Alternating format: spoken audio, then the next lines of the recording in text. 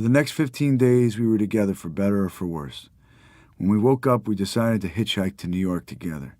She was going to be my girl in town. I envisioned wild complexities with Dean, Mary Lou, and everybody. A new season. First, we had to work to earn enough money for the trip. Terry was all for starting at once with the $20 I had left. I didn't like it. And like a damn fool, I considered the problem for 2 days as we read the want ads of wild LA papers I'd never seen before in my life, in cafeterias and bars, until my 20 dwindled to just over 10. We were very happy in our little hotel room. In the middle of the night, I got up because I couldn't sleep, pulled the cover over baby's bare brown shoulders, and examined the LA night. What brutal, hot siren whining nights they are. Right across the street there was trouble. An old rickety rundown rooming house was the scene of some kind of tragedy. The cruiser was pulled up below and the cops were questioning an old man with gray hair. Sobbings came from within. I could hear everything, together with the hum of my hotel neon. I never felt sadder in my life. LA is the loneliest and most brutal of American cities. New York gets god-awful cold in the winter, but there's a feeling of wacky comradeship somewhere in some streets. LA is a jungle. South Main Street, where Terry and I took strolls with hot dogs, was a fantastic carnival of lights and wildness. Booted cops frisked people on practically every corner. The beatest characters in the country swarmed on the sidewalks, all of it under those soft Southern California stars that are lost in the brown halo of the huge desert encampment L.A. really is. You could smell marijuana floating in the air, together with chili beans and beer. That grand, wild sound of bop floated from beer parlors. It mixed medleys with every kind of cowboy and boogie-woogie in the American night. Everybody looked like Hassel. Wild Negroes with bop caps and goatees came laughing by. Then long-haired, broke-down hipsters straight off Route 66 from New York. Then old desert rats, carrying packs and heading for a park bench at the plaza. Then Methodist ministers with raveled sleeves and an occasional nature boy saint in beard and sandals. I wanted to meet them all, talk to everybody, but Terry and I were too busy trying to get a buck together. We went to Hollywood to try to work in the drugstore at Sunset and Vine. Now there was a corner. Great families off jalopies from the hinterlands stood around the sidewalk, gaping for sight of some movie star, and the movie star never showed up. When a limousine passed, they rushed eagerly to the curb and ducked to look.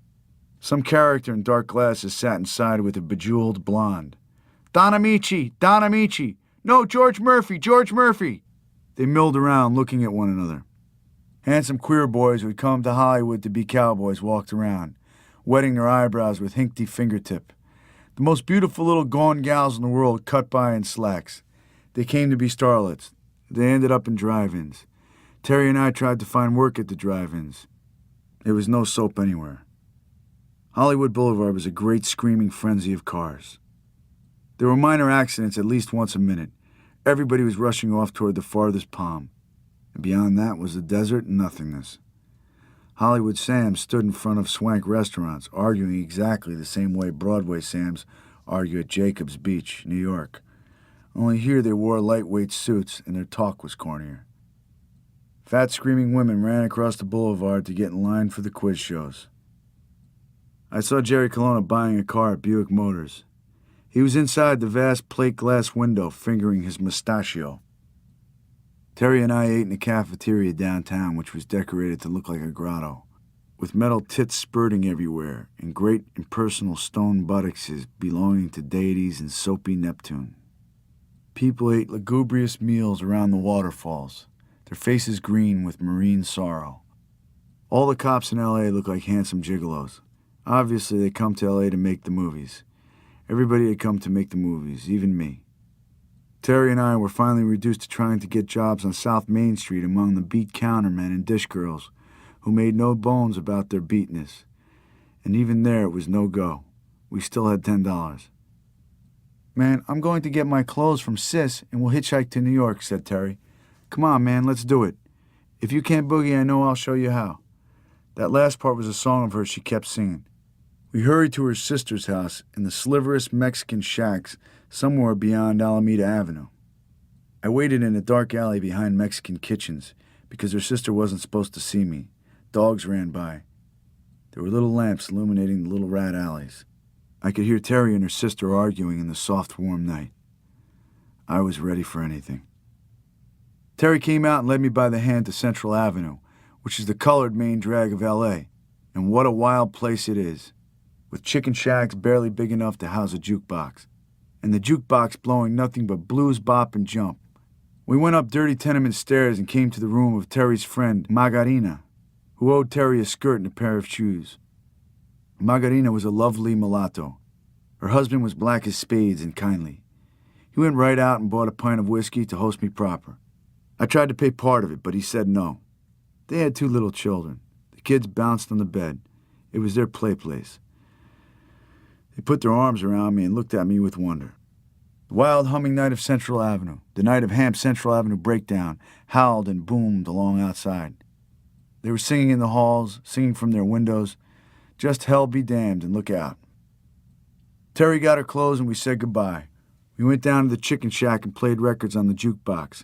A couple Negro characters whispered in my ear about tea. $1. I said, okay, bring it. The connection came in and motioned me to the cellar toilet, where I stood around dumbly as he said, pick up, man, pick up. Pick up what? I said. He had my dollar already. He was afraid to point at the floor. It was no floor, just basement. There lay something that looked like a little brown turd. He was absurdly cautious. Gotta look out for myself. Things ain't cool this past week. I picked up the turd, which was a brown paper cigarette, and went back to Terry, and off we went to the hotel room to get high. Nothing happened. It was Bull Durham tobacco. I wished I was wiser with my money. Terry and I had to decide absolutely and once and for all what to do. We decided to hitch to New York with our remaining money. She picked up $5 from her sister that night. We had about 13 or less. So before the daily room rent was due again, we packed up and took off on a red car to Arcadia, California, where Santa Anita Racetrack is located under snow-capped mountains. It was night. We were pointed toward the American continent, holding hands. We walked several miles down the road to get out of the populated district. It was a Saturday night. We stood under a road lamp thumbing, when suddenly cars full of young kids roared by with streamers flying. Yeah, we won, they all shouted. Then they yahooed us and got great glee out of seeing a guy and a girl on the road. Dozens of such cars passed, full of young faces and throaty young voices, as the saying goes. I hated every one of them. Who did they think they were, yaying at somebody on the road just because they were little high school punks and their parents carved the roast beef on Sunday afternoons? Who did they think they were, making fun of a girl reduced to poor circumstances with a man who wanted to be loved? We were minding our own business, and we didn't get a blessed ride. We had to walk back to town, and worst of all, we needed coffee, and had the misfortune of going into the only place open, which was a high school soda fountain. And all the kids were there and remembered us. Now they saw that Terry was Mexican, a Pachuco wildcat, and that her boy was worse than that. With her pretty nose in the air, she cut out of there, and we wandered together in the dark along the ditches of the highways. I carried the bags. We were breathing fogs in the cold night air. I finally decided to hide from the world one more night with her, and the morning be damned. We went into a motel court and bought a comfortable little suite for about $4. Shower, bath towels, wall radio, and all. We held each other tight. We had long, serious talks and took baths and discussed things with the light on and then with the light out. Something was being proved. I was convincing her of something which she accepted, and we concluded the pact in the dark, breathless, then pleased like little lambs. In the morning, we boldly struck out for our new plan. We were going to take a bus to Bakersfield and work picking grapes. After a few weeks of that, we were headed for New York in the proper way, by bus.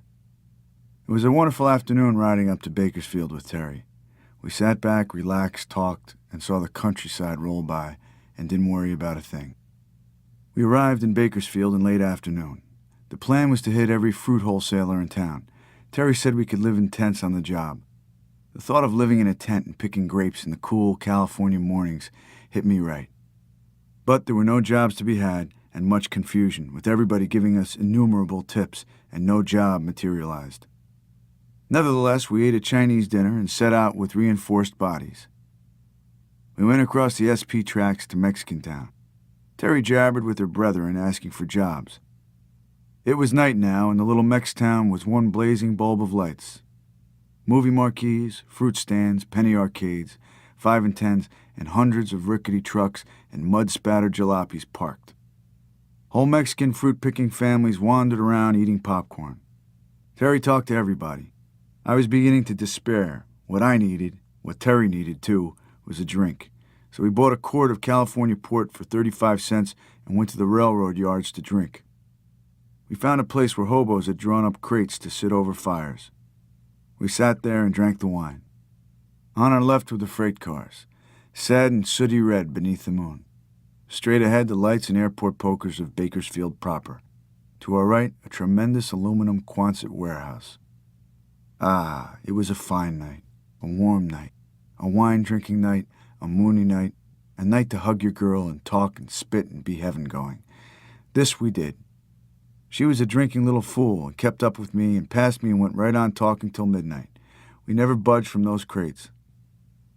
Occasionally bums passed, Mexican mothers passed with children, and the prowl car came by and the cop got out to leak. But most of the time, we were alone and mixing up our souls evermore and evermore till it would be terribly hard to say goodbye. At midnight, we got up and goofed toward the highway. Terry had a new idea. We would hitchhike to Sabinal, her hometown, and live in her brother's garage. Anything was all right with me. On the road, I made Terry sit down on my bag to make her look like a woman in distress. And right off, a truck stopped and we ran for it, all glee giggles. The man was a good man. His truck was poor. He roared and crawled on up the alley. We got to Sabinal in the wee hours before dawn. I had finished the wine while Terry slept, and I was proper stoned. We got out and roamed the quiet, leafy square of the little California town, a whistle stop on the SP. We went to find her brother's buddy who would tell us where he was. Nobody home. As dawn began to break, I lay flat on my back in the lawn of the town square and kept saying over and over again, "You won't tell what he done up in Weed, will you? What'd he do up in Weed? You won't tell, will you? What'd he do up in Weed?" This was from the picture of Mice and Men, with Burgess Meredith talking to the foreman of the ranch. Terry giggled. Anything I did was all right with her. I could lie there and go on doing that till the ladies came out for church and she wouldn't care. But finally I decided we'd be all set soon because of her brother. And I took her to an old hotel by the tracks and we went to bed comfortably. In the bright sunny morning, Terry got up early and went to find her brother. I slept till noon. When I looked out the window, I suddenly saw an SP freight going by with hundreds of hobos reclining on the flat cars and rolling merrily along with packs for pillows and funny papers before their noses, and some munching on good California grapes picked up by the siding. "Damn," I yelled. "Hoo-wee! It is the promised land." They were all coming from Frisco. In a week they'd all be going back in the same grand style. Terry arrived with her brother, his buddy, and her child. Her brother was a wild buck Mexican hot cat with a hunger for booze, a great good kid. His buddy was a big flabby Mexican who spoke English without much accent and was loud and over-anxious to please. I could see he had eyes for Terry. Her little boy was Johnny, 7 years old, dark-eyed and sweet. Well, there we were. Another wild day began. Her brother's name was Ricky. He had a '38 Chevy. We piled into that and took off for parts unknown. "Where are we going?" I asked. The buddy did the explaining. His name was Ponzo. That's what everybody called him. He stank. I found out why. His business was selling manure to farmers. He had a truck. Ricky always had $3 or $4 in his pocket and was happy-go-lucky about things. He always said, "That's right, man. There you go. There you go." And he went. He drove 70 miles an hour in the old heap, and we went to Madera beyond Fresno to see some farmers about manure. Ricky had a bottle. "Today we drink, tomorrow we work. There you go, man. Take a shot." Terry sat back with her baby. I looked back at her and saw the flush of homecoming joy on her face. The beautiful green countryside of October in California reeled by madly. I was guts and juice again and ready to go. "Where do we go now, man?" "We go find a farmer with some manure laying around. Tomorrow we drive back in the truck and pick it up, man. We'll make a lot of money. Don't worry about nothing. We're all in this together, yelled Ponzo. I saw that was so. Everywhere I went, everybody was in it together. We raced through the crazy streets of Fresno and on up the valley to some farmers in the back roads. Ponzo got out of the car and conducted confused conversations with old Mexican farmers. Nothing, of course, came of it. What we need is a drink, yelled Ricky, and off we went to a crossroads saloon. Americans are always drinking in crossroads saloons on Sunday afternoon. They bring their kids, they gabble and brawl over brews. Everything's fine. Come nightfall, the kids start crying and the parents are drunk. They go weaving back to the house. Everywhere in America I've been in crossroads saloons drinking with whole families. The kids eat popcorn and chips and play in the back. This we did. Ricky and I and Ponzo and Terry sat drinking and shouting with the music. Little baby Johnny goofed with other children around the jukebox. The sun began to get red. Nothing had been accomplished. What was there to accomplish? Mañana, said Ricky. Mañana, man. We make it. Have another beer, man. There you go. There you go. We staggered out and got into the car. Off we went to a highway bar. Ponzo was a big, loud, vociferous type who knew everybody in San Joaquin Valley. From the highway bar, I went with him alone in the car to find a farmer. Instead, we wound up in Madeira, Mextown, digging the girls and trying to pick up a few for him and Ricky. And then, as purple dusk descended over the grape country, I found myself sitting dumbly in the car as he argued with some old Mexican at the kitchen door about the price of watermelon the old man grew in the backyard. We got the watermelon, we ate it on the spot and threw the rinds on the old man's dirt sidewalk. All kinds of pretty little girls were cutting down the darkening street. I said, "Where in the hell are we?" "Don't worry, man," said Big Ponzo. "Tomorrow we make a lot of money. Tonight we don't worry." We went back and picked up Terry and her brother and the kid and drove to Fresno in the highway lights of night. We were all raving hungry. We bounced over the railroad tracks in Fresno and hit the wild streets of Fresno, Mextown. Strange Chinese hung out of windows, digging the Sunday night streets. Groups of Mex chicks swaggered around in slacks. Mambo blasted from jukeboxes. The lights were festooned around like Halloween. We went into a Mexican restaurant and had tacos and mashed pinto beans rolled into tortillas. It was delicious. I whipped out my last shining $5 bill, which stood between me and the New Jersey shore, and paid for Terry and me. Now I had $4. Terry and I looked at each other. "Where are we going to sleep tonight, baby?" "I don't know." Ricky was drunk. Now all he was saying was, "There you go, man. There you go, man," in a tender and tired voice. It had been a long day. None of us knew what was going on or what the good Lord appointed. Poor little Johnny fell asleep on my arm. We drove back to Sabinal. On the way, we pulled up sharp at a roadhouse on Highway 99. Ricky wanted one last beer. In back of the roadhouse were trailers and tents and a few rickety motel-style rooms. I inquired about the price, and it was $2. I asked Terry about it, and she said fine because we had the kid on our hands now and had to make him comfortable. So after a few beers in the saloon, where sullen Okies reeled to the music of a cowboy band, Terry and I and Johnny went into a motel room and got ready to hit the sack. Ponzo kept hanging around. He had no place to sleep. Ricky slept at his father's house in the vineyard shack. "Where do you live, Ponzo?" I asked. "Nowhere, man. I'm supposed to live with Big Rosie, but she threw me out last night. I'm going to get my truck and sleep in it tonight." Guitars tinkled. Terry and I gazed at the stars together and kissed. "Mañana," she said. "Everything will be all right tomorrow. Don't you think, Sal, honey man?" "Sure, baby. Mañana." It was always mañana.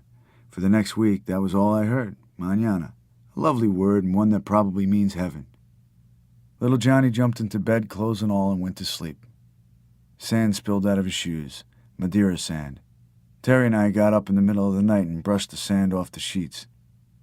In the morning, I got up, washed, and took a walk around the place. We were 5 miles out of Sabinal in the cotton fields and grape vineyards. I asked the big fat woman who owned the camp if any of the tents were vacant. The cheapest one, $1 a day, was vacant. I fished up $1 and moved into it. There were a bed, a stove, a cracked mirror hanging from a pole. It was delightful. I had to stoop to get in, and when I did, there was my baby and my baby boy. We waited for Ricky and Ponzo to arrive with the truck. They arrived with beer bottles and started to get drunk in the tent. "How about the manure?"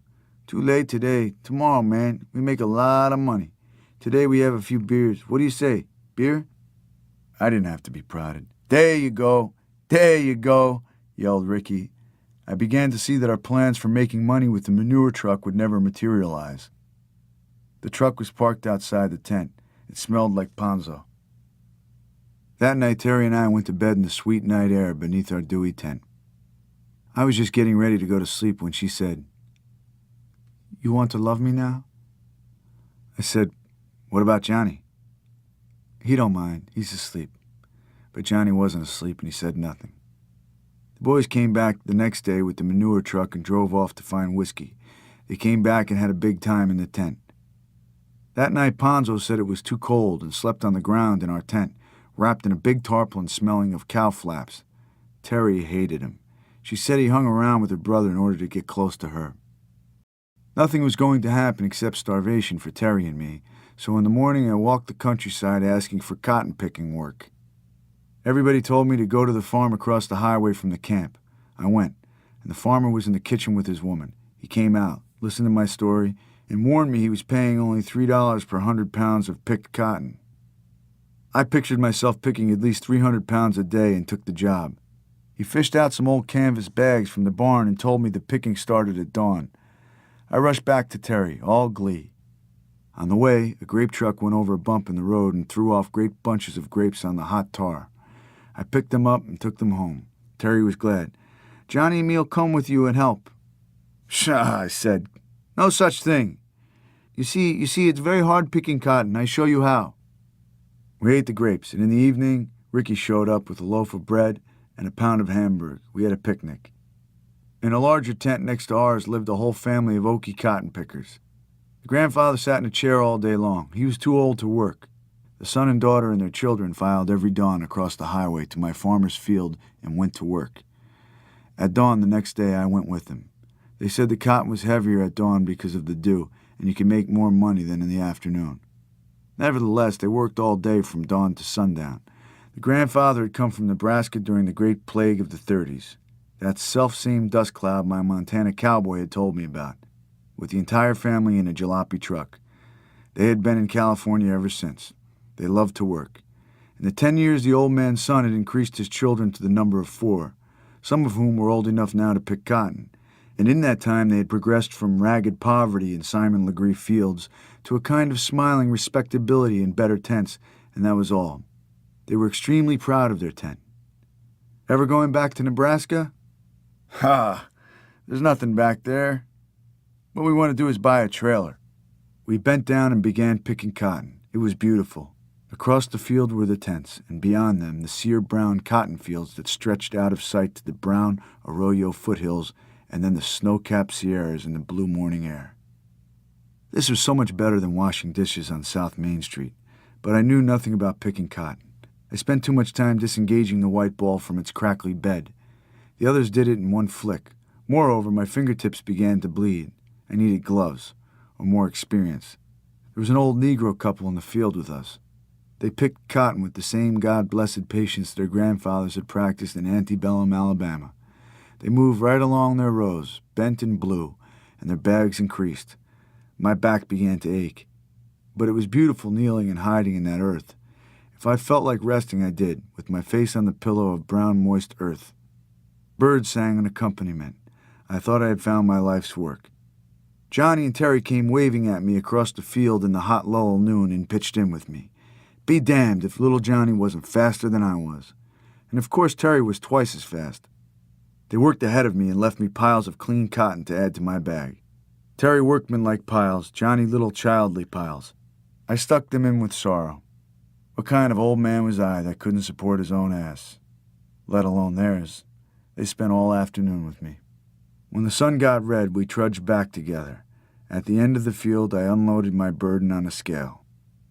It weighed 50 pounds, and I got $1.50. Then I borrowed a bicycle from one of the Okie boys and rode down 99 to a Crossroads grocery store, where I bought cans of cooked spaghetti and meatballs, bread, butter, coffee, and cake, and came back with the bag on the handlebars. LA-bound traffic zoomed by. Frisco-bound harassed my tail. I swore and swore. I looked up at the dark sky and prayed to God for a better break in life and a better chance to do something for the little people I loved. Nobody's paying any attention to me up there. I should have known better. It was Terry who brought back my soul. On the tent stove, she warmed up the food, and it was one of the greatest meals of my life. I was so hungry and tired. Sighing like an old Negro cotton picker, I reclined on the bed and smoked a cigarette. Dogs barked in the cool night. Ricky and Ponzo had given up calling in the evenings. I was satisfied with that. Terry curled up beside me. Johnny sat on my chest, and they drew pictures of animals on my notebook. The light of our tent burned on the frightful plain. The cowboy music twanged in the roadhouse and carried across the fields all sadness. It was all right with me. I kissed my baby, and we put out the lights. In the morning, the dew made the tent sag. I got up with my towel and toothbrush and went to the general motel toilet to wash. Then I came back, put on my pants, which were all torn from kneeling in the earth and had been sewed by Terry in the evening, put on my ragged straw hat, which had originally served as Johnny's toy hat, and went across the highway with my canvas cotton bag. Every day I earned approximately $1.50. It was just enough to buy groceries in the evening on the bicycle.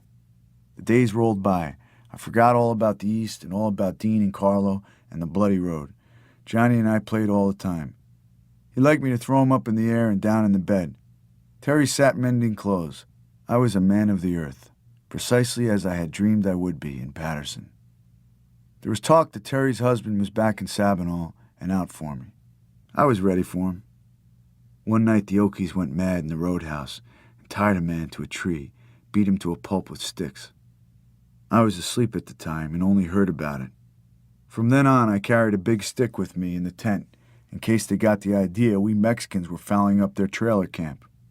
They thought I was a Mexican, of course, and in a way I am. But now it was October and getting much colder in the nights. The Okie family had a wood stove and planned to stay for the winter. We had nothing, and besides the rent for the tent was due. Terry and I bitterly decided we'd have to leave. "Go back to your family," I said. "For God's sake, you can't be batting around tents with a baby like Johnny. The poor little tyke is cold." Terry cried because I was criticizing her motherly instincts. When Ponzo came in the truck one gray afternoon, we decided to see her family about the situation. But I mustn't be seen and would have to hide in the vineyard. We started for Sabinal. The truck broke down, and simultaneously it started to rain wildly. We sat in the old truck cursing. Ponzo got out and toiled in the rain. He was a good old guy after all. We promised each other one more big bat. Off we went to a rickety bar in Sabinal, Mextown, and spent an hour sopping up the brew. I was through with my chores in the cotton field. I could feel the pull of my own life calling me back. I shot my aunt a penny postcard across the land and asked for another 50. We drove to Terry's family shack. It was situated on the old road that ran between the vineyards. It was dark when we got there. They let me off a quarter of a mile away and drove to the door. Light poured out of the door. Terry's 6 other brothers were playing their guitars and singing. The old man was drinking wine. I heard shouts and arguments above the singing. They called her a whore because she'd left her no-good husband and gone to L.A. and left Johnny with them. The old man was yelling, but the sad, fat, brown mother prevailed, as she always does among the great fellahin peoples of the world, and Terry was allowed to come back home. The brothers began to sing gay songs fast. I huddled in the cold, rainy wind and watched everything across the sad vineyards of October in the valley. My mind was filled with that great song, Lover Man, as Billie Holiday sings it. I had my own concert in the bushes. Someday we'll meet, and you'll dry all my tears, and whisper sweet little things in my ear, hugging and kissing. Oh, what we've been missing. Lover Man, oh, where can you be? It's not the words so much as the great harmonic tune and the way Billie sings it. Like a woman stroking her man's hair in soft lamplight. The winds howled. I got cold. Terry and Ponzo came back, and we rattled off in the old truck to meet Ricky. Ricky was now living with Ponzo's woman, Big Rosie. We tooted the horn for him in rickety alleys. Big Rosie threw him out. Everything was collapsing. That night we slept in the truck. Terry held me tight, of course, and told me not to leave. She said she'd work picking grapes and make enough money for both of us. Meanwhile, I could live in Farmer Heffelfinger's barn down the road from her family. I'd have nothing to do but sit in the grass all day and eat grapes. You like that? In the morning, her cousins came back to get us in another truck. I suddenly realized thousands of Mexicans all over the countryside knew about Terry and me, and that it must have been a juicy, romantic topic for them. The cousins were very polite and, in fact, charming. I stood on the truck, smiling pleasantries, talking about where we were in the war and what the pitch was. There were 5 cousins in all, and every one of them was nice. They seemed to belong to the side of Terry's family that didn't fuss off like her brother. But I loved that wild Ricky. He swore he was coming to New York to join me. I pictured him in New York, putting off everything till mañana. He was drunk in a field someplace that day. I got off the truck at the crossroads and the cousins drove Terry home. They gave me the high sign from the front of the house. The father and the mother weren't home. They were off picking grapes. So I had the run of the house for the afternoon. It was a 4-room shack. I couldn't imagine how the whole family managed to live in there. Flies flew over the sink. There were no screens. Just like in the song. The window she is broken and the rain she is coming in. Terry was at home now and puttering around pots. Her 2 sisters giggled at me. The little children screamed in the road. When the sun came out red through the clouds of my last valley afternoon, Terry led me to Farmer Heffelfinger's barn. Farmer Heffelfinger had a prosperous farm up the road. We put crates together. She brought blankets from the house, and I was all set except for a gray, hairy tarantula that lurked at the pinpoint top of the barn roof. Terry said it wouldn't harm me if I didn't bother it. I lay on my back and stared at it. I went out to the cemetery and climbed a tree. In the tree, I sang Blue Skies. Terry and Johnny sat in the grass. We had grapes. In California, you chew the juice out of the grapes and spit the skin away, a real luxury. Nightfall came. Terry went home for supper and came to the barn at 9 o'clock with delicious tortillas and mashed beans. I lit a wood fire on the cement floor of the barn to make light. Terry got up and cut right back to the shack. Her father was yelling at her. I could hear him from the barn. She'd left me a cape to keep warm. I threw it over my shoulders and skulked through the moonlit vineyard to see what was going on. I crept to the end of a row and knelt in the warm dirt. Her 5 brothers were singing melodious songs in Spanish. The stars bent over the little roof. Smoke poked from the stovepipe chimney. I smelled mashed beans and chili. The old man growled. The brothers kept right on yodeling. The mother was silent. Johnny and the kids were giggling in the bedroom, a California home. I hid in the grapevines, digging it all. I felt like $1 million. I was adventuring in the crazy American night. Terry came out, slamming the door behind her. I accosted her on the dark road. "What's the matter?" We fight all the time. He wants me to go to work tomorrow. He says he don't want me fooling around. Sally, I want to go back to New York with you." "But how?" "I don't know, honey. I'll miss you. I love you.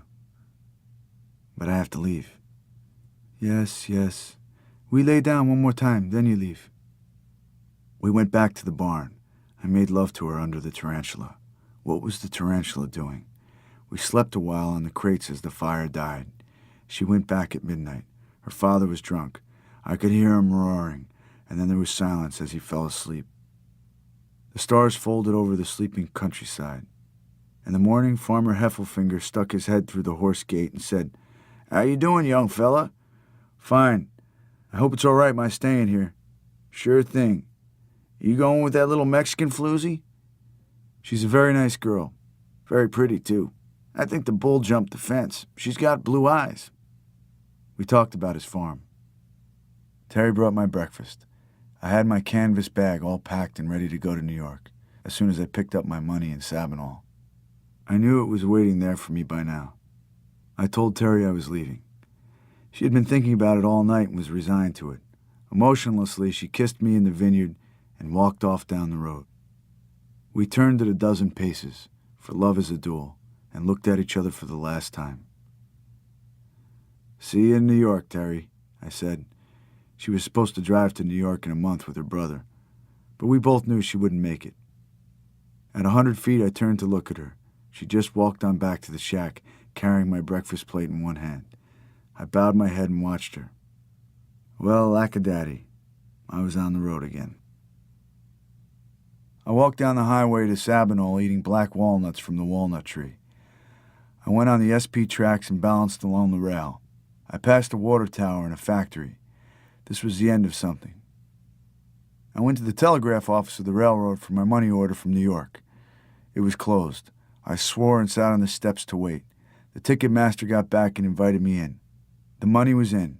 My aunt had saved my lazy butt again.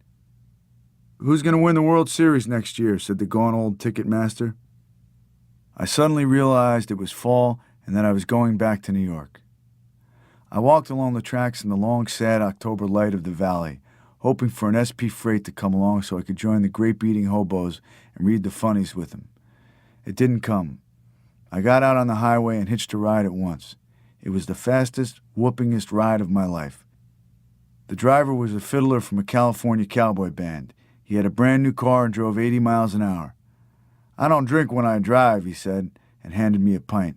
I took a drink and offered him one. "What the hell," he said, and drank. We made Savinaul to L.A. in the amazing time of 4 hours flat, about 250 miles.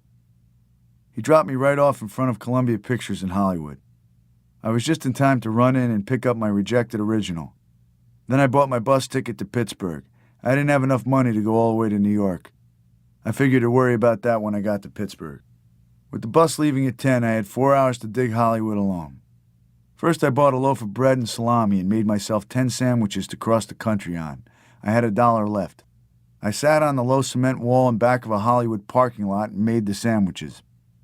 As I labored at this absurd task, great Klieg lights of a Hollywood premiere stabled in the sky, that humming West Coast sky. All around me were the noises of the crazy Gold Coast city, and this was my Hollywood career. This was my last night in Hollywood, and I was spreading mustard on my lap in the back of a parking lot john. At dawn, my bus was zooming across the Arizona desert, Indio, Blythe, Salome, where she danced. The great dry stretches leading to Mexican mountains in the south. Then we swung north to the Arizona mountains, Flagstaff, cliff towns.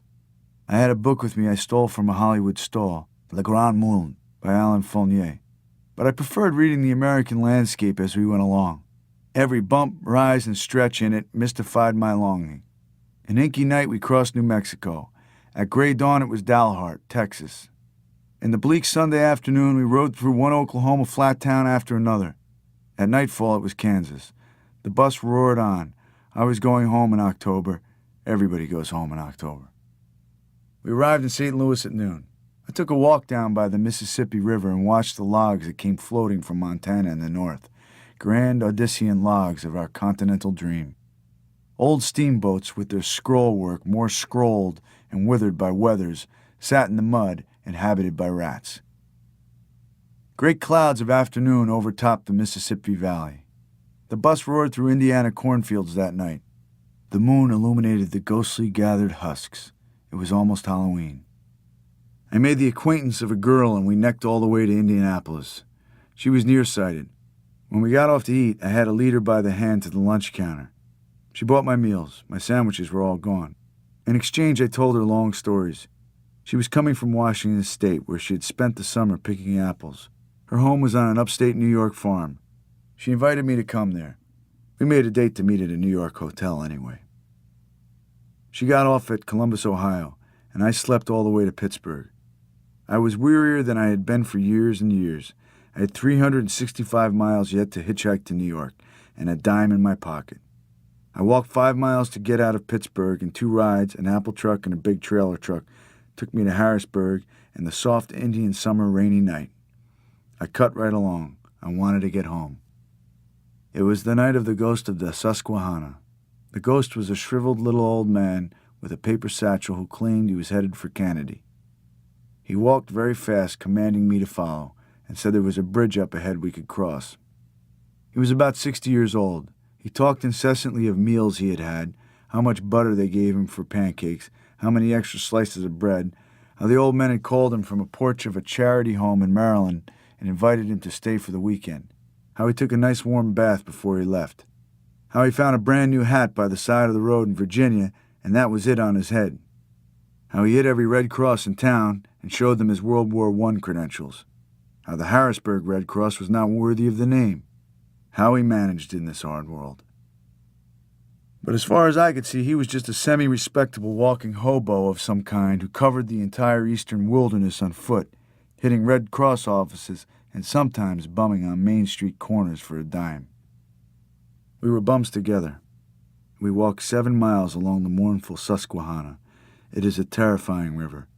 It has bushy cliffs on both sides that lean like hairy ghosts over the unknown waters. Inky night covers all. Sometimes from the rail yards across the river rises a great red locomotive flare that illuminates the horrid cliffs. The little man said he had a fine belt in his satchel, and we stopped for him to fish it out. I got me a fine belt here somewheres. I got it in Frederick, Maryland. Damn. Now, did I leave that thing on the counter at Fredericksburg? You mean Frederick? No, Fredericksburg, Virginia. He was always talking about Frederick, Maryland and Fredericksburg, Virginia. He walked right in the road in the teeth of advancing traffic and almost got hit several times. I plodded along in the ditch. Any minute I expected the poor little madman to go flying in the night, dead. We never found that bridge. I left him at a railroad underpass, and because I was so sweaty from the hike, I changed shirts and put on 2 sweaters. A roadhouse illuminated my sad endeavors. A whole family came walking down the dark road and wondered what I was doing. Strangest thing of all, a tenor man was blowing very fine blues in this Pennsylvania hick house. I listened and moaned. It began to rain hard. A man gave me a ride back to Harrisburg and told me I was on the wrong road. I suddenly saw the little hobo standing under a sad street lamp with his thumb stuck out. Poor forlorn man. Poor lost sometime boy, now broken ghost of the penniless wilds. I told my driver the story, and he stopped to tell the old man. Look here, fella, you're on your way west, not east. Huh? Said the little ghost. Can't tell me I don't know my way around here. Been walking this country for years. I'm headed for Canada. But this ain't the road to Canada. This is the road to Pittsburgh and Chicago. The little man got disgusted with us and walked off. The last I saw of him was his bobbing little white bag dissolving in the darkness of the mournful Alleghanies. I thought all the wilderness of America was in the west, till the ghost of the Susquehanna showed me different. No, there is a wilderness in the east. It's the same wilderness Ben Franklin plotted in the ox cart days, when he was postmaster. The same as it was when George Washington was a wild buck Indian fighter, when Daniel Boone told stories by Pennsylvania lamps and promised to find the Gap, when Bradford built his road and men whooped her up in log cabins. There were not great Arizona spaces for the little man, just the bushy wilderness of eastern Pennsylvania, Maryland, and Virginia, the black tar roads that curve among the mournful rivers like Susquehanna, Monongahela, Old Potomac, and Monocacy. That night in Harrisburg, I had to sleep in the railroad station on a bench. At dawn, the station masters threw me out. Isn't it true that you start your life a sweet child believing in everything under your father's roof? And then comes the day of the Laodiceans, when you know you are wretched and miserable and poor and blind and naked. And with the visage of a gruesome grieving ghost, you go shuddering through nightmare life. I stumbled haggardly out of the station. I had no more control. All I could see of the morning was the whiteness, like the whiteness of the tomb. I was starving to death. All I had left in the form of calories were the last of the cough drops I'd bought in Shelton, Nebraska months ago. These I sucked for their sugar. I didn't know how to panhandle. I stumbled out of town with barely enough strength to reach the city limits.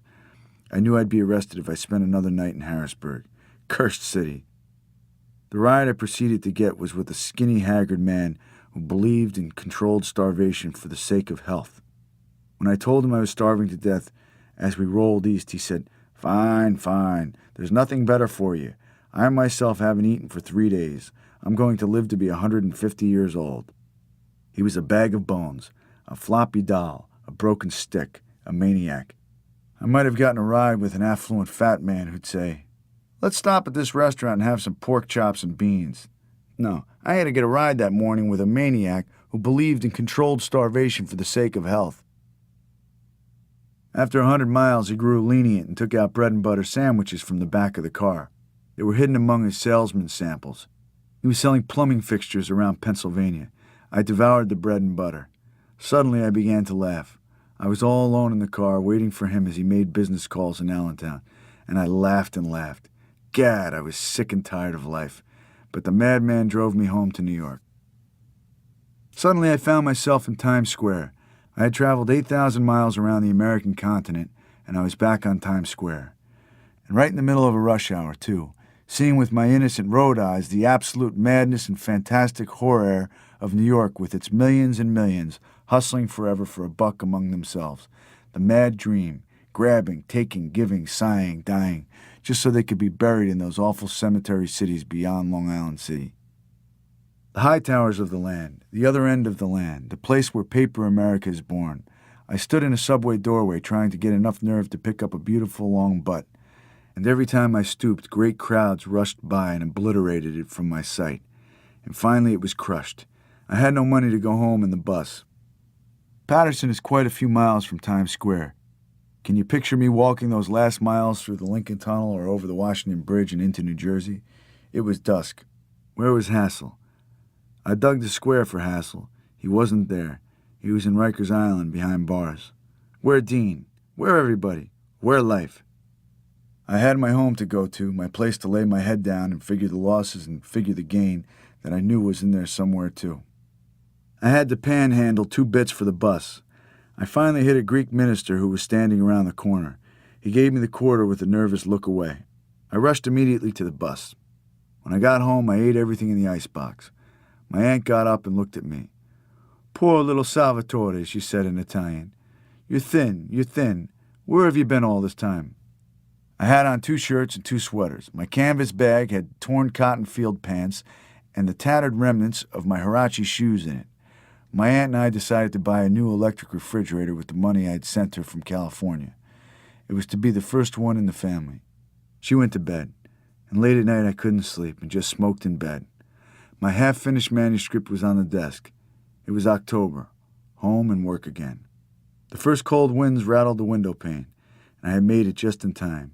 Dean had come to my house, slept several nights there waiting for me, spent afternoons talking to my aunt as she worked on a great rag rug woven of all the clothes in my family for years, which was now finished and spread on my bedroom floor, as complex and as rich as the passage of time itself.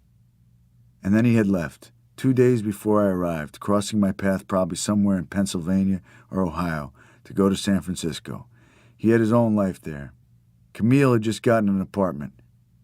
It had never occurred to me to look her up while I was in Mill City. Now it was too late, and I had also missed Dean.